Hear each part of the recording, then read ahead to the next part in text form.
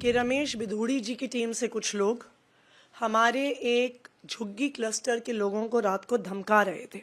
Police थाने की तरफ जाते हुए एक और गाड़ी में रमेश बिधूड़ी जी की टीम के कुछ लोग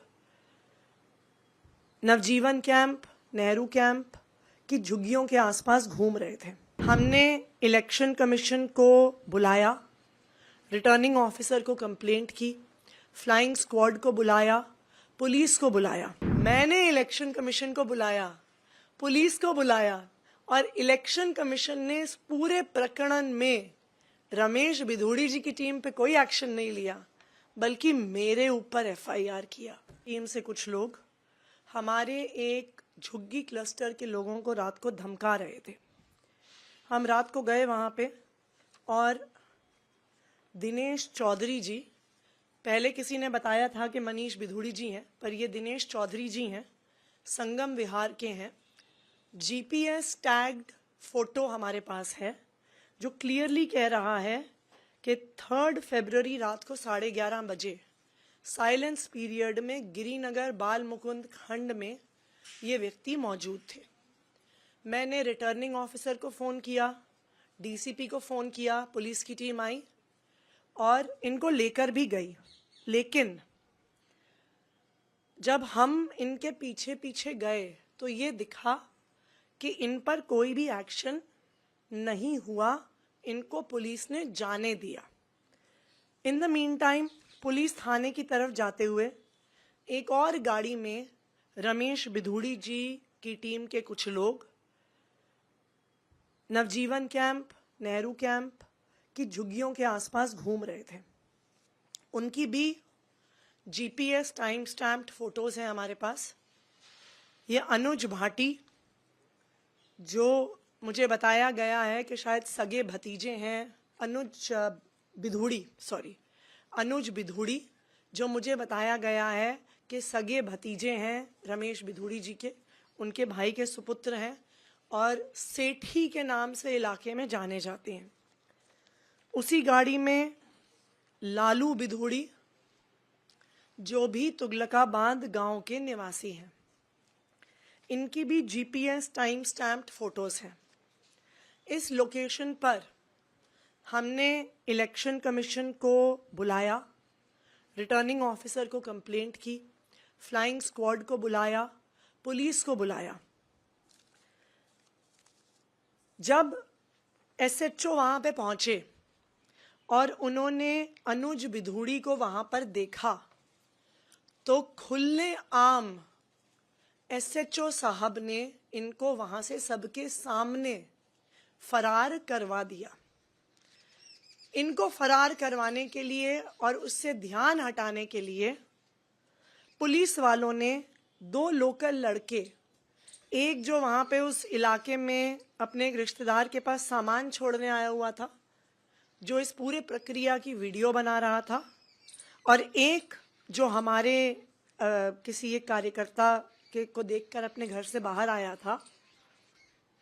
जो 2 लड़के एमसीसी वायलेशन का वीडियो बना रहे थे, जो ईसीआई में कंप्लेंट कर रहे थे, उन 2 लड़कों सागर मेहता और अशमीत सिंह को पुलिस ने बर्बरता से पीटना शुरू कर दिया।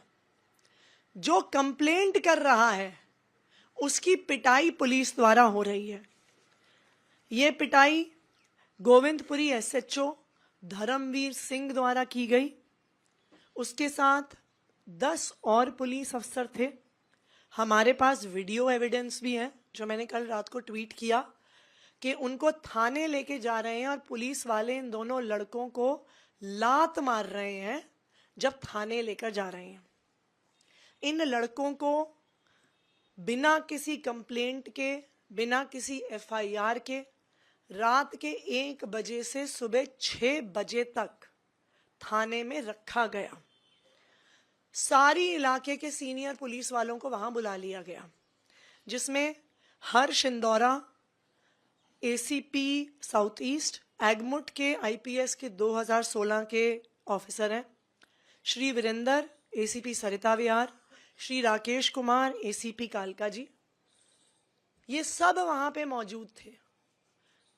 इन्होंने एमसीसी वायलेशन करने वालों पे कोई एक्शन नहीं लिया।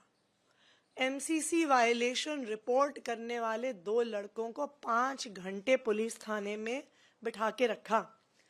और जो एक हिंदी में मुहावरा है, उल्टा चोर कोतवाल को डांटे, मैंने इलेक्शन कमीशन को बुलाया, पुलिस को बुलाया, और इलेक्शन कमीशन ने इस पूरे प्रकरण में रमेश बिधूड़ी जी की टीम पे कोई एक्शन नहीं लिया, बल्कि मेरे ऊपर एफआईआर किया। मैं आज इलेक्शन कमीशन से पूछना चाहती हूं, Bharat free and fair election के लिए जाना जाता है। आज देश की राजधानी में खुलेआम गुंडागर्दी चल रही है। बीजेपी वाले गुंडागर्दी कर रहे हैं, उनको बचाने के लिए पुलिस वाले गुंडागर्दी कर रहे हैं, और अब इलेक्शन कमीशन कंप्लेंट करने वालों पे केस फाइल कर रही है। क्या ये हाल होगा अब? राजीव कुमार जी, अपनी सोती हुई आत्मा को जगाइए। हम सुबह से आपसे टाइम मांग रहे हैं मिलने के लिए, आप टाइम नहीं दे रहे हैं। इलेक्शन कमीशन कंप्लेंट करने वालों पे एफआईआर कर रहा है। एमसीसी वायलेशन रिपोर्ट करने वालों को पुलिस खुलेआम बर्बरता से मार रही है। आज देश का लोकतंत्र राजीव कुमार जी के हाथ में है, और इतिहास देख रहा है राजीव कुमार जी कि देश की राजधानी में लोकतंत्र बचेगा कि नहीं बचेगा। मैं बीजेपी वालों को भी बता दूं, दिल्ली की जनता सब देख रही है। उनको पता है कि एक तरफ गुंडागर्दी करने वाले और फ्री की योजनाओं को बंद करने वाले लोग हैं, और दूसरी तरफ हर महीने 25,000 रुपए के फायदा पहुंचाने वाली पार्टी है। दिल्ली की जनता बहुत सोच समझ के अपना फैसला लेगी।